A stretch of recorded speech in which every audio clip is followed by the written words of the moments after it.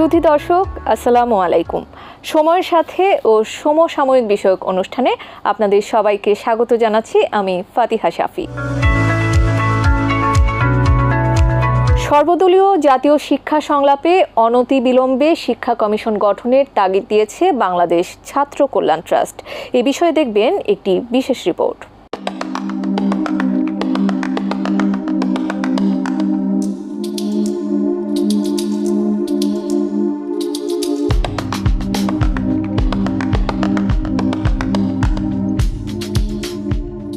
জাতীয় শিক্ষানীতি, শিক্ষা কারিকুলাম পরিবর্তন এবং স্থায়ী শিক্ষা কমিশন গঠনের দাবিতে সর্বদলীয় জাতীয় শিক্ষা সংলাপে অনতিবিলম্বে শিক্ষা কমিশন গঠনের তাগিদ দিয়েছে বাংলাদেশ ছাত্র কল্যাণ ট্রাস্ট। 26শে এপ্রিল শনিবার জাতীয় প্রেস ক্লাবের তোফাজ্জল হোসেন মানিক মিয়া হলে এই অনুষ্ঠানে প্রধান অতিথি হিসেবে উপস্থিত ছিলেন ঢাকা বিশ্ববিদ্যালয়ের সাবেক vice chancellor professor doctor Anwarullah Chowdhury. আমাদের দেশের শিক্ষা ব্যবস্থার যে ত্রুটি, এটা আমরা লিখেছি, বলেছি, সেমিনার, সিম্পোজিয়াম, পত্রপত্রিকায়, বইপত্রে অনেক লিখেছি। তারপরে আপনার এই পরিবর্তন হয়, এমনকি শিক্ষা কমিশনও গঠিত হয়েছে। শিক্ষা কমিশনের সদস্যও ছিলাম এবং সেই 4 মাস ব্যাপী আমাদের ডেলিভারেশন চলেছে। আমরা সেই এত বড় কমিশন রিপোর্ট আমরা সরকারের কাছে পেশ করেছি এবং অনেক ভালো ভালো সুপারিশ সেখানে ছিল। কিন্তু দুর্ভাগ্যবশত এই সকল কমিশনের একটি সুপারিশ আজ পর্যন্ত বাস্তবায়িত হয়নি। সরকার পরিবর্তন হয়েছে, কিন্তু ওই সুপারিশ ওই রিপোর্টের মধ্যে রয়ে গেছে, এটা বের হয়নি। এতগুলো কমিশন রয়েছে। স্বভাবতই আমার ধারণা ছিল যে এটা প্রফেসর ইউনূস যখন সেখানে আছেন, নিশ্চয়ই তিনি এটা উপলব্ধি করবেন যে এই দেশের শিক্ষার সংস্কার দরকার।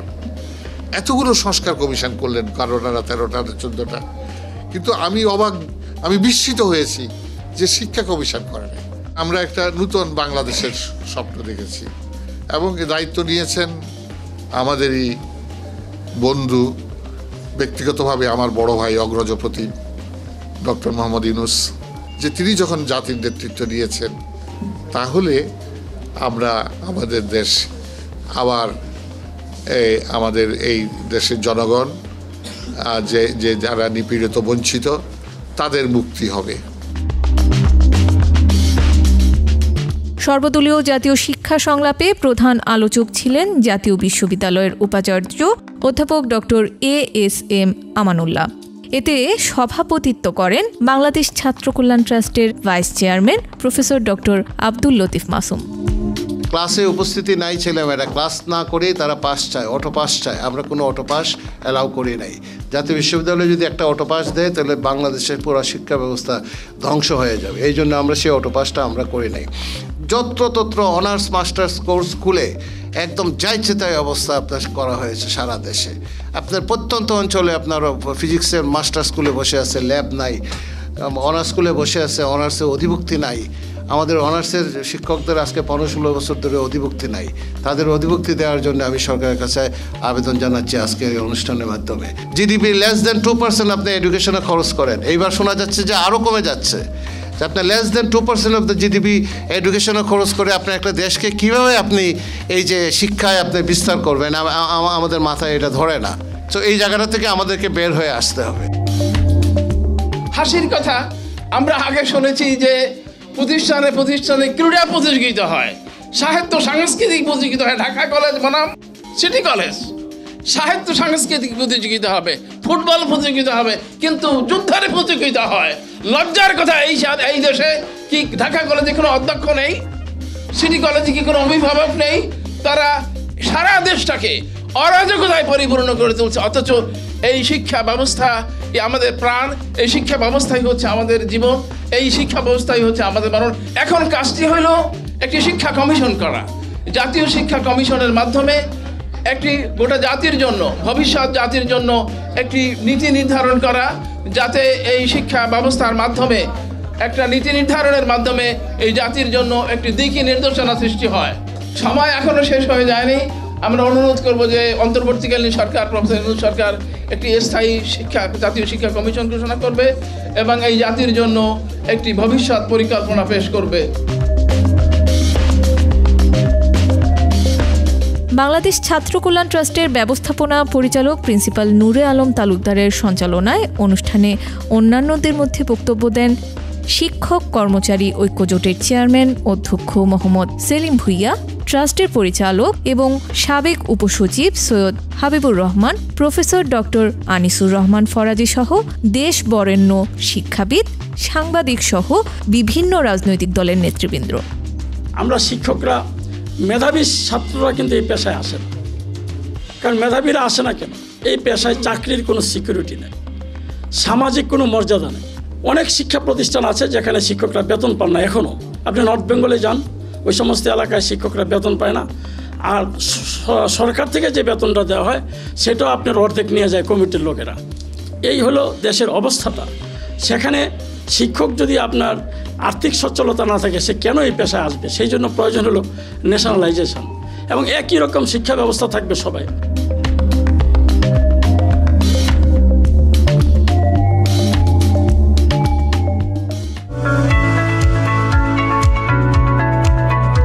শিক্ষাকে ভবিষ্যতের জন্য শ্রেষ্ঠ বিনিয়োগ হিসেবে পৃথিবীর উন্নয়নশীল দেশ থেকে যারা উন্নত দেশে পরিণত হয়েছে বা হওয়ার পথে, তাদের বেশিরভাগেরই শিক্ষা খাতের বরাদ্দ অনেক বেশি। আজকের আলোচনা একটি অত্যন্ত গুরুত্বপূর্ণ বিষয় নিয়ে আমরা নির্ধারণ করেছি, সেটি হচ্ছে শিক্ষায় কেমন বাজেট চাই। শিক্ষার মানোন্নয়ন এবং ভবিষ্যৎ প্রজন্ম গড়তে বাজেটের ভূমিকা ঠিক কতটা গুরুত্বপূর্ণ, আমরা আজ এই অনুষ্ঠানে তাই আলোচনা করার চেষ্টা করব। এবং এই বিষয়ে কথা বলার জন্য আমাদের সাথে আছেন তিনজন বিশেষ অতিথি। আমাদের সাথে আছেন জনাব এম আবদুল্লাহ আল মামুন, সহযোগী অধ্যাপক ও ডিন, South Asia School of Business, University of South Asia. আমাদের সাথে আরও আছেন প্রিন্সিপাল নূরে আলম তালুকদার, ব্যবস্থাপনা পরিচালক, বাংলাদেশ ছাত্র কল্যাণ ট্রাস্ট, এবং শিক্ষার্থী প্রতিনিধি ইশরাত জাহান ইকতা, ফিনান্স বিভাগ, ঢাকা বিশ্ববিদ্যালয়ের ভর্তি পরীক্ষায় খ ইউনিট বাণিজ্য থেকে প্রথম এবং গ ইউনিটে ষষ্ঠ স্থানপ্রাপ্ত। আপনাদের সবাইকে আমন্ত্রণ জানাচ্ছি আমাদের আজকের এই আয়োজনে। শিক্ষা খাতে বাজেটের সীমাবদ্ধতা আজও আমাদের অগ্রগতির অন্যতম বড় বাধা। বাংলাদেশের শিক্ষা খাতে বাজেট কেমন হওয়া উচিত তা নিয়ে বিশিষ্টজনদের অনেক পরামর্শ রয়েছে। শিক্ষা খাতে বরাদ্দ অত্যন্ত অপ্রতুল।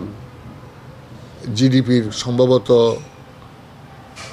2% কম।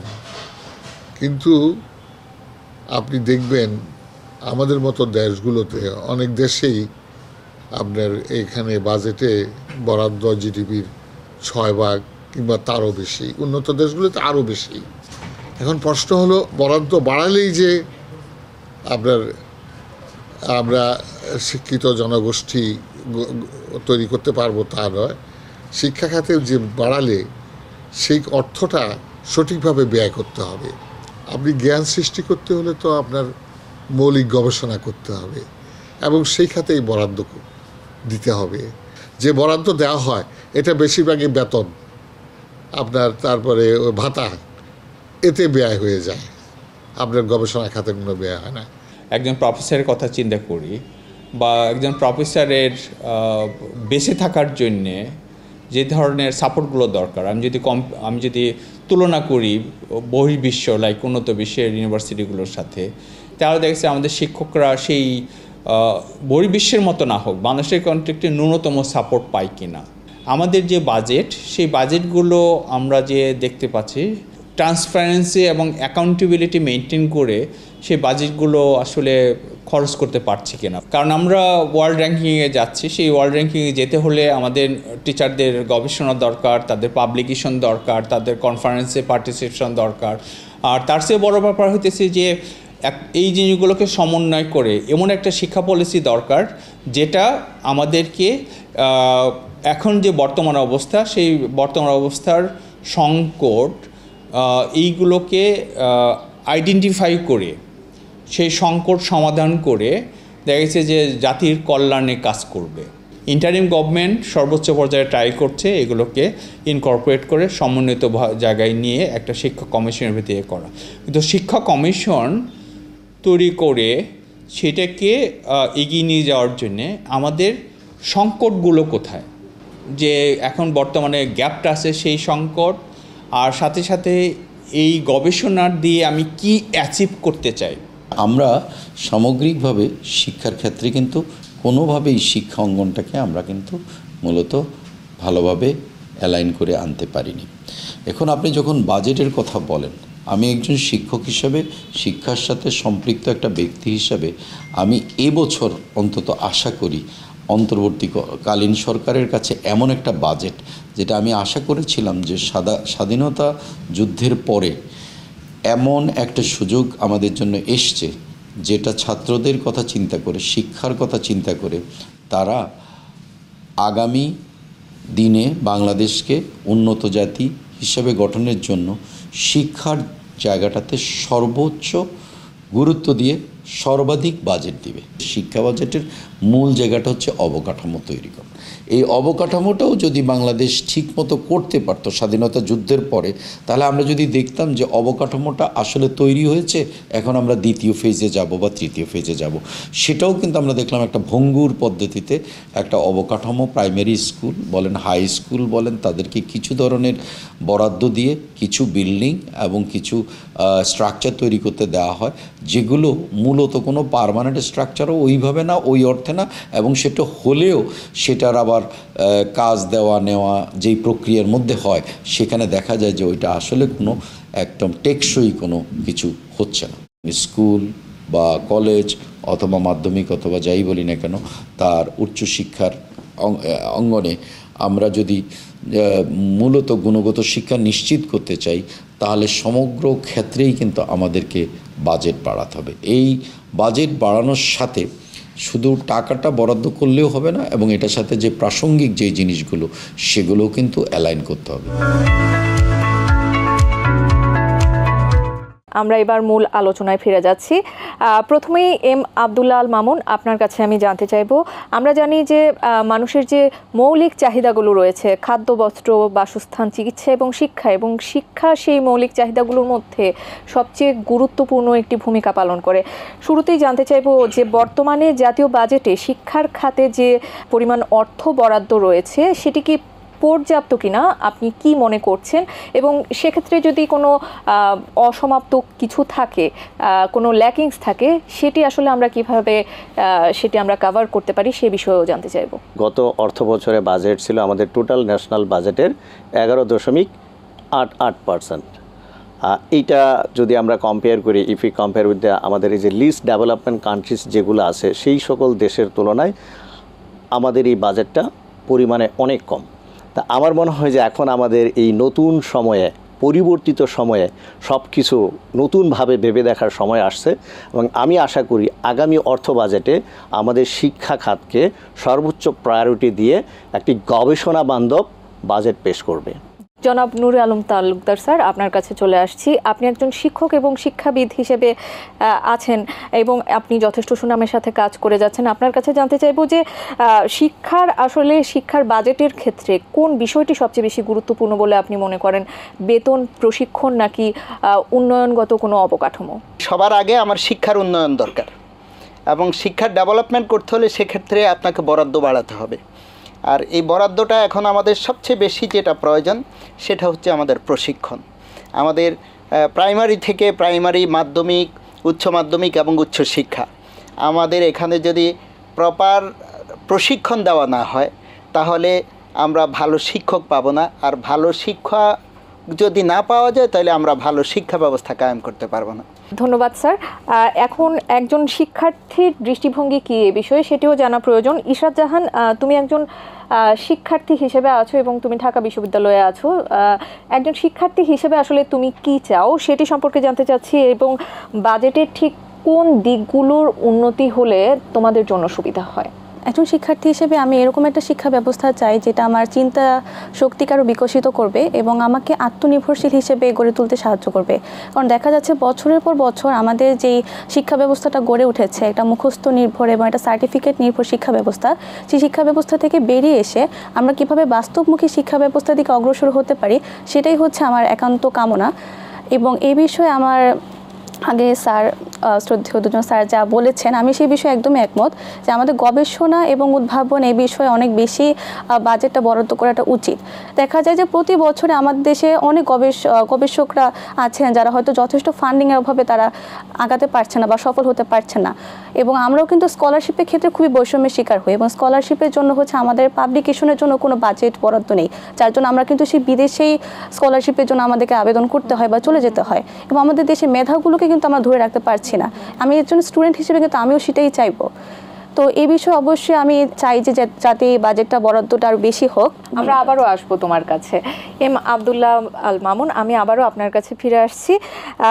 আমি আপনার কাছে এবার জানতে চাইবো যে গবেষণায় বাজেট বরাদ্দ সম্পর্কে আসলে আপনার মতামত কি সেই প্রসঙ্গে জানতে চাইবো, এবং দেশে এবং উচ্চশিক্ষার গবেষণার ক্ষেত্রে এগিয়ে নেওয়ার ক্ষেত্রে কি ধরনের বাজেট প্রণয়ন করা বা পরিকল্পনা করা দরকার বলে আপনি মনে করেন? এখানে আমার উত্তরটা দুটি ভাগে দিতে হবে। যদি আমরা জানি বাংলাদেশে 3 ধরনের বিশ্ববিদ্যালয় আছে, সরকারি বিশ্ববিদ্যালয়, বেসরকারি বিশ্ববিদ্যালয় এবং ইন্টারন্যাশনাল ইউনিভার্সিটি অর্থাৎ আন্তর্জাতিক বিশ্ববিদ্যালয়। আমি যদি আন্তর্জাতিক বিশ্ববিদ্যালয়টা আমার আলোচনা থেকে স্কিপও করি, যেহেতু এটা আমাদের নিয়ন্ত্রণাধীন না, তাহলে আমাকে দুটো পয়েন্টে বলতে হবে। প্রথমটি হচ্ছে যে সরকারি বিশ্ববিদ্যালয় এবং দ্বিতীয়টি বেসরকারি বিশ্ববিদ্যালয়। আমি প্রথমে সরকারি বিশ্ববিদ্যালয়ের গবেষণার কথা বলি। আমার জানা মতে পুরাতন যে কয়টি বিশ্ববিদ্যালয় আছে, আমি নাম বললাম না, এই কয়টি বিশ্ববিদ্যালয় হয়তোবা সার্টেন একটা অ্যামাউন্ট গবেষণার জন্য তারা প্রতি বছর পেয়ে থাকে বা বরাদ্দ আছে। বাট আমরা জানি যে 50+ অলরেডি আমাদের পাবলিক ইউনিভার্সিটি যেটা বলে মানে সরকারি বিশ্ববিদ্যালয় 50+। তো সেই জায়গায় কিন্তু নতুন যে বিশ্ববিদ্যালয়গুলো, আমি দায়িত্ব নিয়েই বলছি এবং জেনেই বলছি যে সেই সকল বিশ্ববিদ্যালয় কিন্তু তাদের যেহেতু একটা মেইন কনসার্ন থাকে ইনফ্রাস্ট্রাকচারাল ডেভেলপমেন্টের জন্য, সেই জায়গাটায় রিসার্চ অ্যান্ড ডেভেলপমেন্ট গবেষণাটা অনেকটাই উপেক্ষিত থাকে। এটা হলো একটা প্রেক্ষাপট। এবার আসে আমার যে এরিয়াতে আমি দীর্ঘ 21 বছর ধরে আসি, বেসরকারি বিশ্ববিদ্যালয়, যেখানে আপনারা জানান যে ইউজিসির লেটেস্ট তথ্য অনুযায়ী প্রায় 114টারও বেশি বেসরকারি বিশ্ববিদ্যালয় আছে, কারণ রিসেন্টলি আরও কয়েকটি ইউনিভার্সিটি এই হয়েছে। তো সেই জায়গায় একটা পজিটিভলি বলি যে একটা আশার আলো হচ্ছে যে প্রথম সারির, আবার আমি কোনো বিশ্ববিদ্যালয়ের নাম নিচ্ছি না, প্রথম সারির কিছু বেসরকারি বিশ্ববিদ্যালয় আমার জানা মতে শিক্ষকদের গবেষণার জন্য তারা নিজেরাই ফান্ডিং করে থাকে, কিন্তু বেশিরভাগ ইউনিভার্সিটিতেই এই সুযোগটি নাই, কোনো বরাদ্দ নাই। রেদার আমি যেটা বলতে চাচ্ছি, এই বাজেটে এই আইনটা ইনক্লুড করা হোক যে সকল বিশ্ববিদ্যালয় গবেষণায় বেশি পরিমাণ টাকা দিবে বা যত পরিমাণ টাকা দিবে সেই টাকাটা 15% ট্যাক্সের এক্সাম্পটেড হিসেবে কাউন্ট করা হবে, অথবা অ্যাটলিস্ট 7.5%, মানে আমি বলতে চাচ্ছি যে 15%-এর অর্ধেক হলেও যেন তারা এটা কর রেওয়াত পায়। তাহলে কী হবে, সরকারের রেভিনিউ পেল আর বেসরকারি বিশ্ববিদ্যালয়ে নতুন জ্ঞান ইনোভেশনের জন্য একটা বরাদ্দ চলে আসলো। এবার প্রিন্সিপাল নূরে আলম আপনার কাছে চলে আসতে যাচ্ছি। মাধ্যমিক, উচ্চ মাধ্যমিক, উচ্চ শিক্ষা, এই 3টি স্তরের মধ্যে ঠিক কোন স্তরে আসলে বাজেটের প্রয়োগ করা সবচেয়ে বেশি জরুরি বলে আপনি মনে করেন? আমাদের শিক্ষার বাজেট সবচেয়ে বেশি প্রয়োজন প্রাথমিক এবং মাধ্যমিকে, কারণ আমার শিক্ষার ফাউন্ডেশন হচ্ছে আমার প্রাথমিক শিক্ষা যদি ফাউন্ডেশনটা ভালো হয় মাধ্যমিক ভালো হবে, আমার মাধ্যমিক যদি ভালো হয় উচ্চ মাধ্যমিক ভালো হবে, উচ্চ মাধ্যমিক ভালো হইলে উচ্চ শিক্ষা হায়ার এডুকেশন সেটা ভালো হবে। আমাদের দেখতেছি যে আমাদের প্রাইমারি লেভেলে আমাদের কোয়ালিটি সম্পূর্ণ শিক্ষক পাওয়া যাচ্ছে না, তারপরে আমাদের অধিকাংশ শিক্ষা প্রতিষ্ঠানে প্রধান শিক্ষক নাই। এই যে আমাদের একটা এই ল্যাকিংটার কারণে আমাদের যে গ্যাপটা তৈরি হয়, এতে করে পরবর্তীতে তারা কিন্তু সাফারার হয়ে যায়। ধরুন আমাদের 2টা মন্ত্রণালয় বিভক্ত, এই সীমাবদ্ধতার কারণেই আমরা বলছি আমাদের দেশে একটা স্থায়ী শিক্ষা কমিশন দরকার। ওই কমিশন যখন দেখবে যে এই ল্যাকিংগুলো হচ্ছে, ওই কমিশন মন্ত্রণালয়কে বলবে যে আপনার এখানে এই সমস্যাটা হচ্ছে, আপনি এই সমস্যাটা ফুলফিল করেন। বা মন্ত্রণালয় যখন কোনো সমস্যা দেখবে, তারা ওই কমিশনের কাছে বলবে যে আমার এই প্রবলেমটা হচ্ছে, এটা how can I solve this matter. ওই কমিশন ওনাদেরকে তখন উপদেশ দিবে বা একটা ডিরেকশন দিয়ে দিবে, পরামর্শ দিবে যে আপনারা এটা এইভাবে গেলে এটার সমাধান আপনারা করতে পারেন, কিন্তু সেটা করছে না। আমাদের স্থায়ী শিক্ষা কমিশনটা হলে আমাদের এই কাজটা যখন হবে তখন আমরা প্রপার ওয়েতে আমাদের শিক্ষা ব্যবস্থাটাকে আমরা এগিয়ে নিতে পারবো। অসংখ্য ধন্যবাদ আপনাকে। ধন্যবাদ আপনাকে। এবার আমরা আবারও ইশরাত জাহান তোমার কাছে ফিরে আসতে চাচ্ছি এবং তোমাকে দিয়ে শেষ করতে চাচ্ছি। শেষ প্রশ্ন একটি রাখতে চাচ্ছি তোমার কাছে, সেটি হচ্ছে যে ডিজিটাল শিক্ষার যুগে প্রযুক্তির ক্ষেত্রে আলাদা বাজেট কি দরকার আছে বলে তোমার মনে হয়, এবং শিক্ষার্থীরা যাতে স্মার্ট শিক্ষা পায় সেই জন্য ব্যবস্থাগুলো কীরকম হওয়া উচিত বা বাজেট কীরকম হওয়া উচিত সেই প্রসঙ্গে জানবো। আমরা এরকম একটা সময় দাঁড়িয়ে আছি যখন চারপাশে হচ্ছে তথ্য প্রযুক্তি জয় জয়কার, কৃত্রিম বুদ্ধিমত্তা সব কিছু জয় জয়কার, এবং তবে দুঃখজনক হলেও সত্য যে আমাদের দেশে এখনও অধিকাংশ শিক্ষার্থী কিন্তু এই ডিজিটাল শিক্ষার সুবিধা থেকে বঞ্চিত। আমি কিন্তু ঢাকা শহরে একটা স্কুল কলেজে পড়াশোনা করেছি। আমার ঢাকা শহরে যদি এই অবস্থা হয়, গ্রামে কিন্তু এই অবস্থাটা আরও বেশি ভয়াবহ। এছাড়া আমাদের এখনও দেশে অনেক প্রত্যন্ত অঞ্চল আছে যেখানে কিন্তু এখনও ইন্টারনেট সেবা পৌঁছায়নি। তো আমাদের এই বিষয়গুলো একটু বিবেচনা করতে হবে। প্রতিটি ক্লাসরুমে projector, multimedia projector, smart board, প্রতিটি শিক্ষা প্রতিষ্ঠান সম্ভব হলে লাইব্রেরি, এগুলো ব্যবস্থা করতে হবে এবং যতটুকু সম্ভব আমাদেরকে আরও এই বিষয়গুলোর প্রতি আর অন্তর্ভুক্ত করতে হবে, কারণ দেখা যায় দিন শেষে আমরা এগুলো ছাড়া কিন্তু উন্নত হতে পারবো না। জি, আসলে এই বিষয়গুলো নিয়ে আসলে আলোচনার আসলে শেষ নেই। আমারও অনেক ইচ্ছে করছে আপনাদের সবার সাথে এই বিষয়গুলো নিয়ে আরও অনেকক্ষণ কথা বলতে, আরও বিস্তারিত অনেক কিছু জানার জন্য, কিন্তু সময়ের স্বল্পতার জন্য আজ আমরা সেটি হয়তো বা সম্ভব করতে পারিনি। আমরা পরবর্তী কোনো অনুষ্ঠানে আবারও চেষ্টা করব এই বিষয়গুলো তুলে আনার জন্য। অসংখ্য ধন্যবাদ আমাদের আজকের এই আয়োজনে উপস্থিত হওয়ার জন্য। আপনাদেরকেও ধন্যবাদ এবং সময়ের সাথে অনুষ্ঠান ধন্যবাদ আপনাকেও, এবং আপনার মাধ্যমে আমাদের এটিএন বাংলার সকল দর্শককেও ধন্যবাদ। জি। পাঠ্যক্রম বহির্ভূত কার্যক্রমের অংশ হিসেবে ব্যাপক উৎসাহ উদ্দীপনার মধ্য দিয়ে শুরু হলো কোডিং কোর্স। এ বিষয়ে থাকছে একটি বিশেষ রিপোর্ট।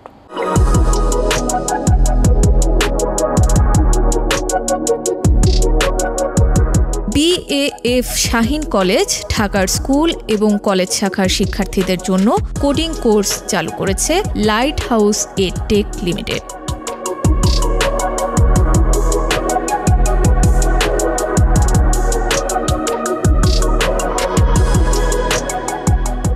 মে শুক্রবার কলেজ প্রাঙ্গণে শাহীন হলে শিক্ষক, শিক্ষার্থী ও অভিভাবকদের উপস্থিতিতে ব্যাপক উৎসাহ উদ্দীপনার মধ্য দিয়ে শুরু হলো কোডিং কোর্স।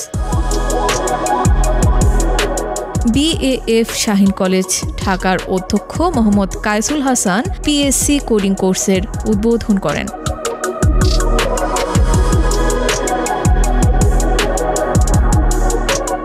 বর্তমান ও ভবিষ্যৎ আধুনিক প্রযুক্তির সাথে আমার বাচ্চা যেন তাল মিলিয়ে চলতে পারে, এজন্য আমি তাকে কোডিং শেখাতে চাই। উপস্থিত ছিলেন লাইট হাউসের প্রতিষ্ঠাতা ও প্রধান নির্বাহী কর্মকর্তা মোহাম্মদ আবু সালে এবং কলেজটির adjutant squadron leader Ruhul Amin. অনুষ্ঠানে কৃত্রিম বুদ্ধিমত্তা ও কোডিংয়ের অপরিহার্যতা নিয়ে একটি প্রেজেন্টেশন দেন সফটওয়্যার ডেভেলপমেন্ট কোম্পানি সফট নার্সারির সহকারী প্রতিষ্ঠাতা ফারহান মেহেদি। বিএএফ শাহীন কলেজ ঢাকা ও লাইট হাউসের মধ্যে এই একাডেমিক কোলাবোরেশনের ফলে শিক্ষার্থীরা পাঠ্যক্রম বহির্ভূত কার্যক্রমের অংশ হিসেবে যুগোপযোগী জ্ঞান, দক্ষতা ও ভবিষ্যৎ ক্যারিয়ারে টিকে থাকার কৌশল শিখতে পারবে এবং সত্যিকার বিশ্ব নাগরিক হয়ে উঠবে, এমনটাই মনে করেন বিজ্ঞজনেরা।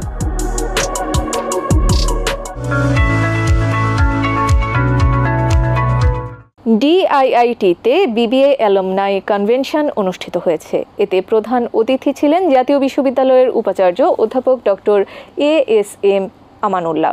বিস্তারিত থাকছে রিপোর্টে।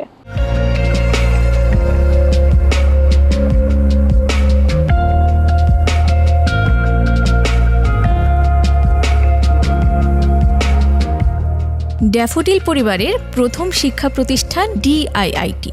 জাতীয় বিশ্ববিদ্যালয়ের অধীনে বিবিএ প্রোগ্রাম ডিআইআইটি এর প্রথম প্রফেশনাল অনার্স প্রোগ্রাম।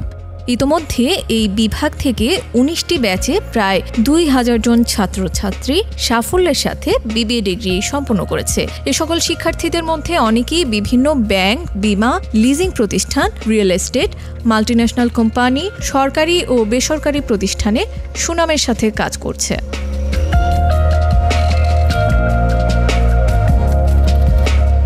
সম্প্রতি ড্যাফোডিল ইনস্টিটিউট অব আইটিতে ডিআইআইটি বিবিএ অ্যালুমনাই কনভেনশন অনুষ্ঠিত হয়েছে। এতে প্রধান অতিথি ছিলেন জাতীয় বিশ্ববিদ্যালয়ের উপাচার্য অধ্যাপক ডক্টর ASM আমানুল্লাহ। ড্যাফোডিল ফ্যামিলির চেয়ারম্যান ডক্টর মোহাম্মদ সবুর খান এ অনুষ্ঠানে সভাপতিত্ব করেন। প্রাইভেট সেক্টরে আপনাদের যে ইমার্জিং ফিল্ড এডুকেশনে, সেখানে বাংলাদেশের মতো একটা গরিব দেশে ড্যাফোডিল ইনস্টিটিউট, ড্যাফোডিল ইউনিভার্সিটি, ড্যাফোডিলের যে সমস্ত ভেঞ্চারগুলা তারা কন্ট্রিবিউট করছে এই দেশকে এবং এদেশের জিডিপিতে এবং এদেশের মানুষদেরকে হিউম্যান রিসোর্সে রূপান্তরিত করার জন্য। That is a very good gesture এবং very good attempt by doctor Sabur Khan. I know him very well. আপনাদের এখানে যাই আছে একদম ব্ল্যাক অ্যান্ড হোয়াইট, ব্রোশিয়ারে একদম স্পষ্ট বলা আছে আপনার কত ক্রেডিট, কত পয়সা দিতে হবে, টিউশন ফি কত, everything is transparent, faculty list are there. আমরা এইরকমই চাই। আমাদের আন্ডারে যে সমস্ত প্রতিষ্ঠানগুলো আছে সারা দেশে, সবগুলো প্রতিষ্ঠানে আমরা এই ধরনের অ্যাকাউন্টেবিলিটি, গুড গভর্নেন্স এস্টাবলিশ করতে চাই। 54 বছর একটা রাষ্ট্র, বা আজকে 55 ইয়ার্স অলমোস্ট কাছাকাছি, আমরা এখনও পর্যন্ত একটা শক্তিশালী এডুকেশন সিস্টেম দাঁড় করাতে পারি না। এর থেকে বড় ব্যর্থতা কিন্তু আর কিছু হয় না। কারণ যেমন আমি বারবার একটা কথা বলি যে সবসময় ওদের সাথে আমার একটাই কথা হয় যে ছাত্ররা চাকরি পাচ্ছে কিনা। বাংলাদেশে কিন্তু আউটসোর্সিংয়ে এখন বাংলাদেশ টপ গ্রেডে আছে। এর কিন্তু আউটসোর্সিংয়ের বিরাট একটা অংশই কিন্তু টপ গ্রেডের ম্যাক্সিমাম ছাত্রছাত্রী কিন্তু আইদার ডিআইটি আইদার ড্যাফোডিল ইউনিভার্সিটির ছাত্রছাত্রী। এবং তার ওয়ান অফ দ্য কম্পোনেন্টটা হচ্ছে কিন্তু ল্যাপটপটা দেওয়া, যে আমাদের অ্যালামনাইরা যে কেউ বেকার না থাকে। কারণ আমাদের অ্যালামনাইরা বেকার থাকলে এটা কিন্তু ডেফিনেটলি এটা আমাদের ফেইলিউর।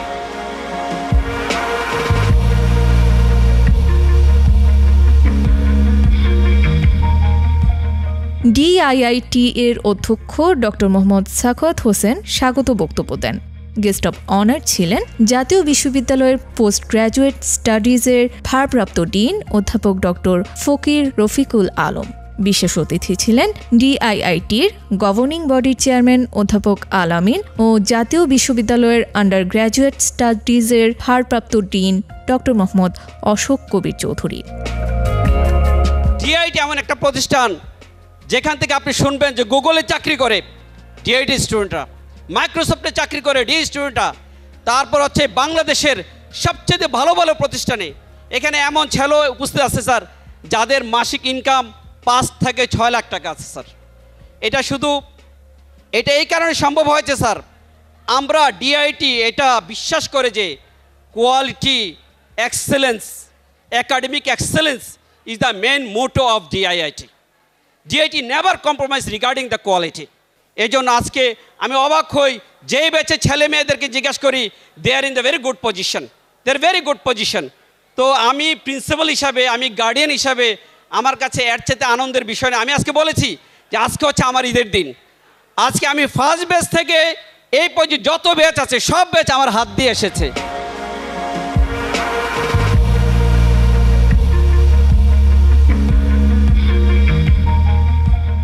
অনুষ্ঠানে অ্যালুমনাইদের আবেগঘন স্মৃতিচারণ, পুরনো বন্ধুদের পুনর্মিলন, শিক্ষকদের প্রতি শ্রদ্ধা এবং ক্যাম্পাস জীবনের গল্পগুলো উপস্থিত সকলের হৃদয় ছুঁয়ে যায়। আমি একটা ব্যাংকের সিনিয়র অফিসার পর্যন্ত রয়ে গিয়েছি। আর আমি যদি বলি তার উপরে Mahbub Mehedi Jinna, Jinna is the area manager, it's a multinational company. প্রত্যেক ব্যাচেই সব ব্যাচেই সবাই ভালো ভালো জায়গায় আছি। আমি এখন একটা প্রাইভেট ব্যাংকে আছি আর ঢাকা ইউনিভার্সিটি থেকে MBA করেছি। এরকম আমাদের সাথে অনেকেই আছে। যখন আমি শুনি যে আমাদের ডিআইটি থেকে পড়ে অমুক জায়গায় আছে, ভালো জায়গায় আছে, আমার খুব ভালো লাগে, আমি গর্ববোধ করি। ড্যাফোডিলটা আসলে আমাদের সাথে অতপ্রতভাবে জড়িত। আর আমাদের 7 ব্যাচের কিছু স্পেশাল ইভেন্ট থাকার কারণে এটা অনেক মেমোরেবল একটা ব্যাচ, যারা আমরা অনেক কিছু করেছি। এই কনভেনশন ছিল শুধু একটি অনুষ্ঠান নয়, বরং আত্মপরিচয়ের গর্ব এবং ডিআইআইটি পরিবারের চিরন্তন বন্ধনের এক দীপ্তিময় প্রতিচ্ছবি, যা ভবিষ্যতের পথচলায় বিবিএ বিভাগের জন্য এক অব্যাহত অনুপ্রেরণা হয়ে থাকবে।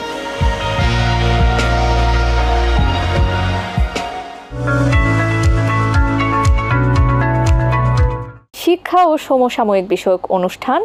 সময়ের সাথে থাকার জন্য ধন্যবাদ ও কৃতজ্ঞতা। আগামী পর্ব দেখার আহ্বান জানিয়ে আজকের মতো এখানেই শেষ করছি। আল্লাহ হাফেজ।